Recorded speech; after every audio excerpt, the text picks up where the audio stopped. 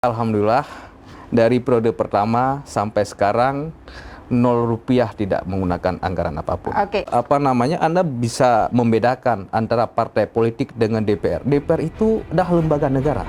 Di sana tempat berkumpulnya beberapa partai politik yang mempunyai kursi. Jadi bukan satu, itu lembaga negara.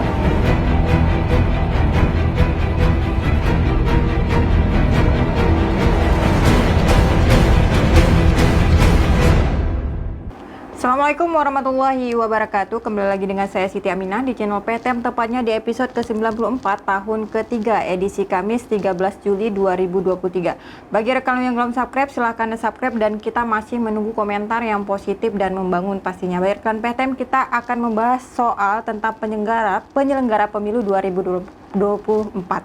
Tema kita hari ini adalah tentang menjaga netralitas penyelenggara pemilu 2024. Benarkah integritas KIP dipertanyakan? Bersama narasumber kita, Yusri Rajali SPDI. Beliau adalah Ketua KIP Kota Banda Aceh. Baik pemirsa PTM, sebagaimana kita ketahui, Yusri Rajali SPDI dilantik 10 Juli 2023 oleh PLA Wali Kota Banda Aceh Amiruddin. Assalamualaikum Bang Yusri. Waalaikumsalam warahmatullahi wabarakatuh. Apa kabarnya ini Bang Yusri? Alhamdulillah sangat baik, luar biasa. Alhamdulillah ya, senang sekali sepertinya Anda baru saja dilantik. Ya, kita selalu happy, selalu senang. Selalu happy, selalu Ya, senang. Selalu senang. Kenapa senang? Kita karena dalam bekerja mengedepankan keikhlasan Ikhlas. demi bangsa dan negara kita. Oh, itu kan normatif saja ya, Ya, Bang sangat. Yusri. Oke. Baik, tema kita menarik nih Bang Yusri, Siap. yang menjaga netralitas penyelenggara pemilu 2024. Benarkah integritas KIP dipertanyakan? Oke, Bang Yusri, ini soal netralitas, benar nggak? Seperti apa sih netralitas di tubuh KIP itu sendiri? Baik, Assalamualaikum warahmatullahi wabarakatuh. Teman-teman pemirsa PTM semuanya, tema yang menarik yang diberikan pada saya hari ini tentang netralitas bagi penyelenggara pemilu di Republik ini, khususnya di Kota Banda Aceh, di mana kami baru saja dilantik pada tanggal 10 Juli kemarin ya, pada hari Senin, untuk periode 2023-2028. Netralitas itu bagi penyelenggara bagaikan ruh kalau menurut saya, ataupun bagaikan nyawa. Kalau manusia tidak ada ruh, tidak ada nyawa, tidak akan hidup, akan mati. Makanya seorang yang menjadi penyelenggara pemilu ini, dan mulai dari tingkat paling bawah yaitu tingkat TPS sampai dengan ke tingkat pusat, itu netralitas ini wajib harus dilaksanakan dan harus dijaga demi terlaksananya pemilu yang berkualitas dan berintegritas. Netral di sini apakah tidak ada intervensi dari partai atau sebagainya? Partai politik itu mitra. Ya, tugas kita dari KPU ataupun KIP adalah menjaga netralitas, melayani peserta pemilu. Partai politik merupakan salah satu peserta pemilu. Jadi mungkin ada orang menyampaikan kami sebagai penyelenggara pemilu tidak boleh dekat dengan parpol misalnya. Sedangkan mereka adalah yang kami layani. Salah satunya adalah karena mereka peserta pemilu, karena harus melayani mereka dalam, misalnya saat ini dalam proses pencalonan. Kami melayani peserta pemilu, semuanya memberikan hak yang sama, melayani dengan yang sama. Kami tidak membeda-bedakan antara partai politik yang besar maupun partai politik yang kecil seperti itu. Oke, tapi Bang Yusri, kerap ya pemirsa PTM terjadi misalnya di pemilu 2014, 2019 ini terjadi misalnya komitmen P ini ya di tubuh KIP, atau ada isu-isu kecurangan di tengah misalnya pengumpulan data. Itu bagaimana sebenarnya respon dari KIP sendiri misalnya di Kota Banda Aceh? Apakah ada terjadi hal yang seperti itu Bang Yusri? Alhamdulillah di Kota Banda Aceh itu sebuah kota yang sangat indah ya. Yang saya maksudkan indah di sini, indah dari segala hal. Masyarakat sangat cerdas dan tidak ada intervensi, lagi saya menyampaikan, dan juga masyarakat bisa mengawasi setiap proses yang ada.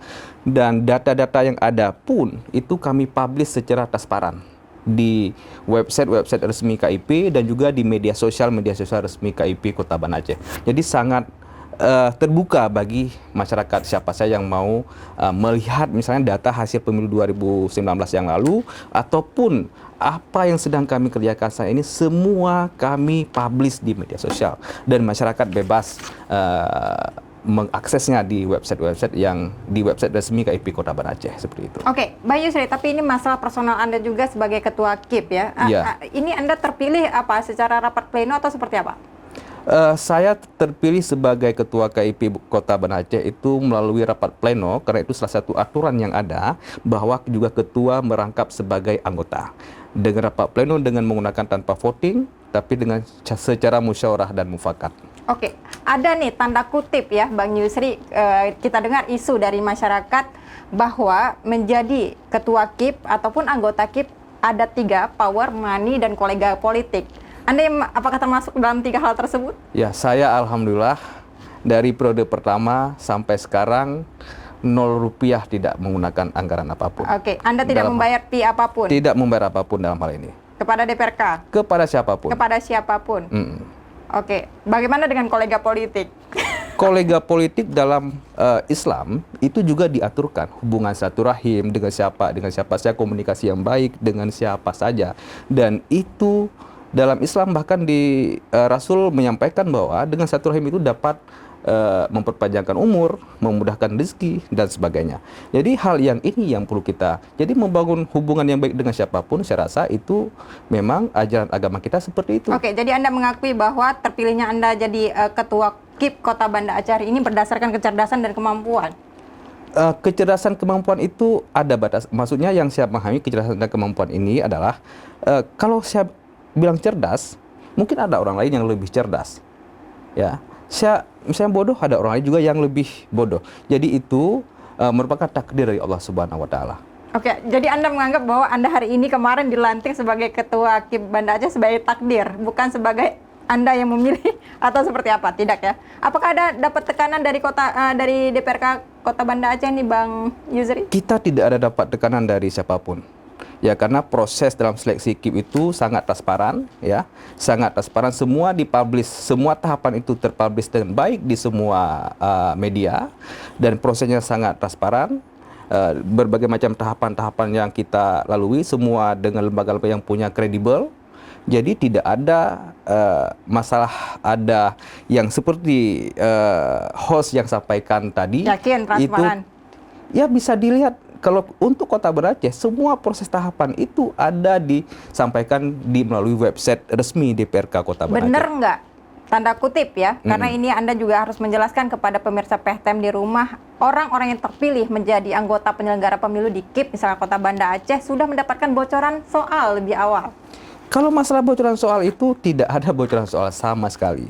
Dikarenakan soal itu merupakan wewenang dari panitia seleksi, dan semua peserta yang kita belajar, dan baik saya maupun peserta-peserta yang lain, yang kita belajar adalah yang soal-soal gambaran tentang penyelenggara pemilu. Dan soal itu sangat banyak, ribuan.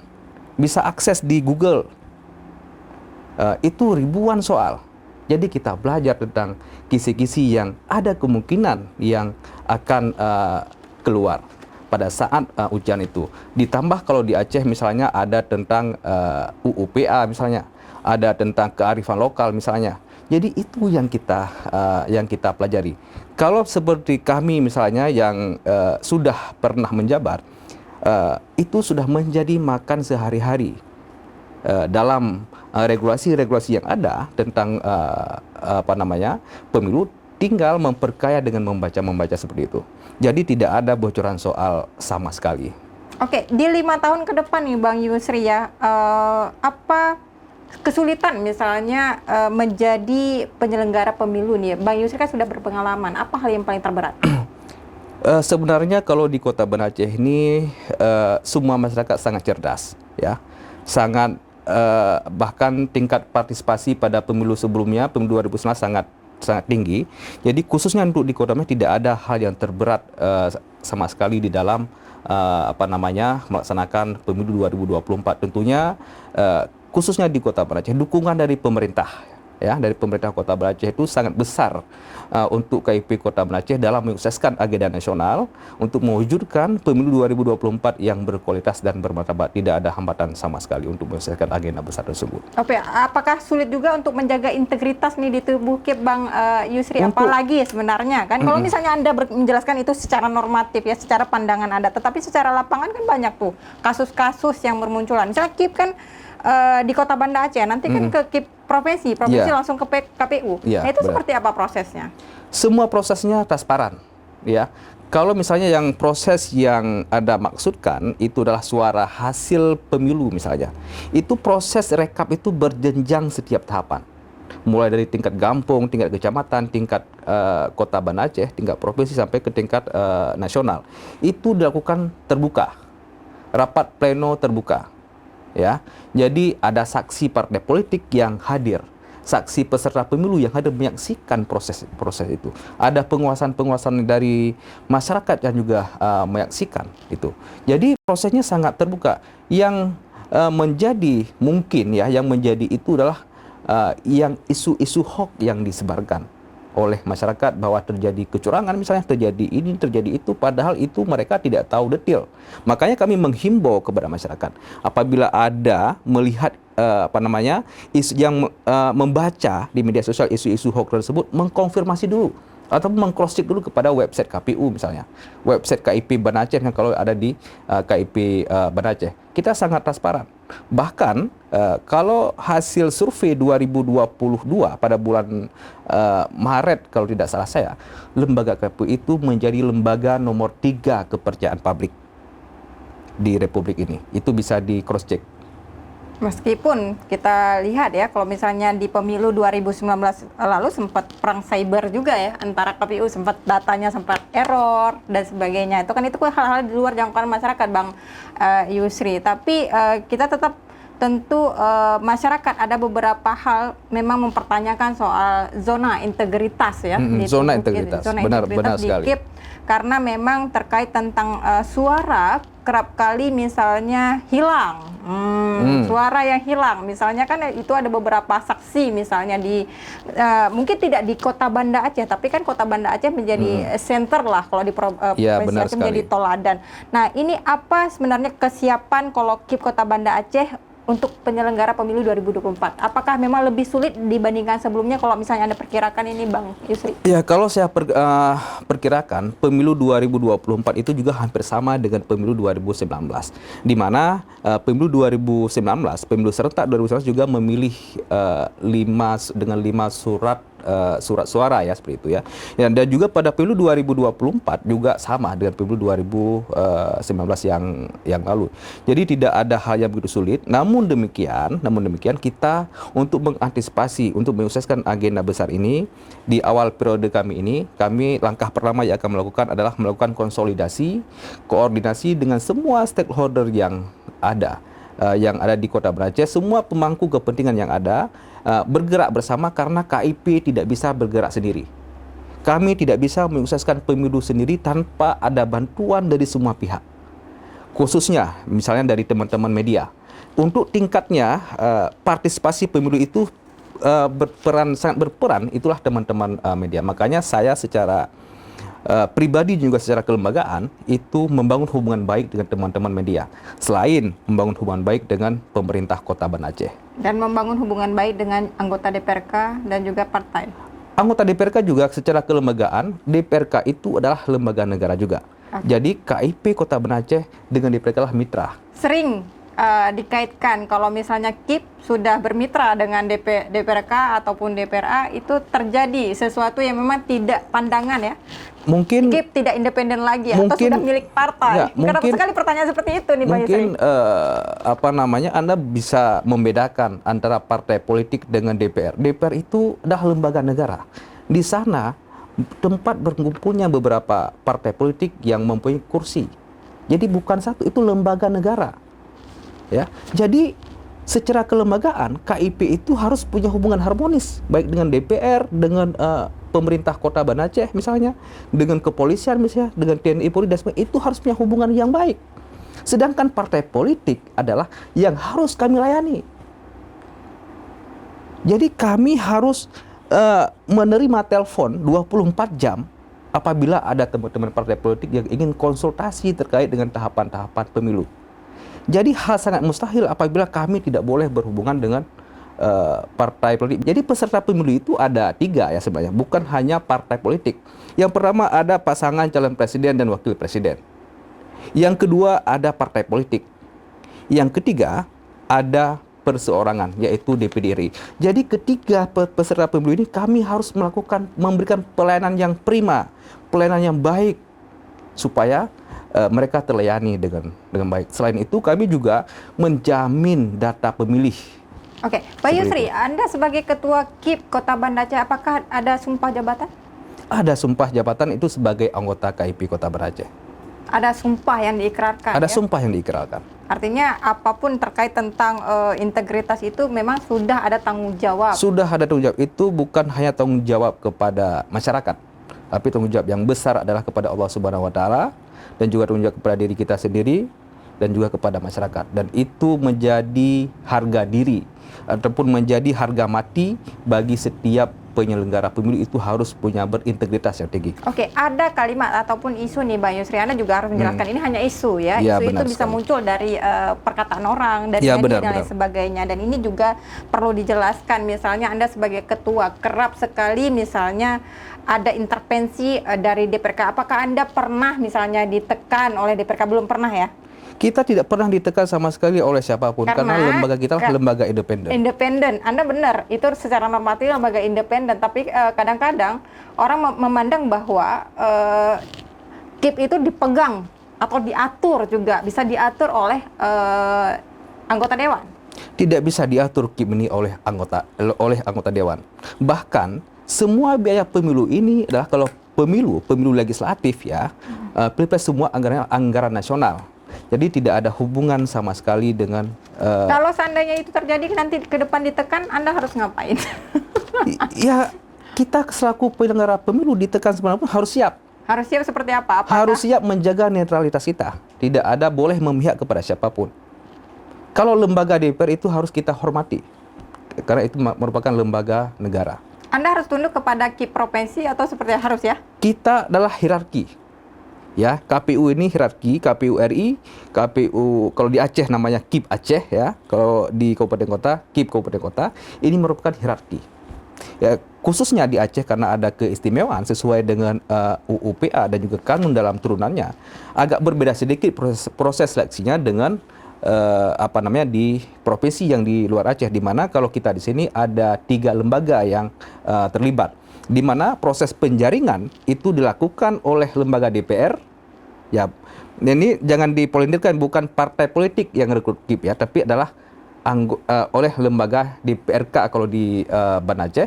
Kemudian setelah dilakukan penjaringan, terpilihlah 5 yang terpilih dan 5 yang cadangan, ditetapkan dalam rapat paripurna DPRK, kemudian diusulkan untuk di SK-kan oleh KPU. Setelah di SK-kan oleh KPU, baru kemudian dilantik oleh Wali Kota Banda Aceh, seperti itu. Oke, Bang Yusri. Baik, Bang Yusri, terima kasih atas waktunya karena waktu kita sangat singkat. Silahkan mungkin bisa disampaikan kepada pemirsa PHTM yang ada di rumah terkait tentang menjaga netralitas penyelenggara pemilu 2024 khususnya di KIP Kota Banda Aceh di Bang Yusri. Baik, terima kasih ya. Di penghujung ini saya ingin menyampaikan kepada teman-teman semuanya, teman-teman pemilih semuanya, kepada masyarakat khususnya warga Kota Banda Aceh, itu pastikan sudah terdaftar sebagai pemilih untuk menyukseskan pemilu 2024. Dan jika ada misalnya menemukan hal-hal yang tidak sesuai dengan aturan yang ada, segera melaporkan kepada yang berwenang. Kami menerima masukan dan saran dari masyarakat untuk mewujudkan pemilu 2024 yang lebih baik, lebih berkualitas dan bermartabat khususnya di Kota Banda Aceh. Baik, terima kasih Bang Yusri atas waktunya. Baik, pemirsa PHTM, tentu harapan kita juga sama ya, agar pemilu di 2024 berjalan dengan baik ya Bang Yusri. Ya, tidak ada sekali. hambatan dan tidak ada kecurangan. Tentunya kita, tentu masyarakat berharap juga kepada KIP Provinsi dan juga KIP Kota Banda Aceh dan seluruh KIP atau KPU tetap menjaga integritasnya. Tonton terus podcast kita di setiap hari Senin dan Kamis pukul 10 pagi dan jangan lupa tekan lonceng untuk mendapatkan informasi terbaru. Like, share, and subscribe juga. Saya Siti Aminah, mohon undur diri. Assalamualaikum warahmatullahi wabarakatuh. Waalaikumsalam warahmatullahi wabarakatuh.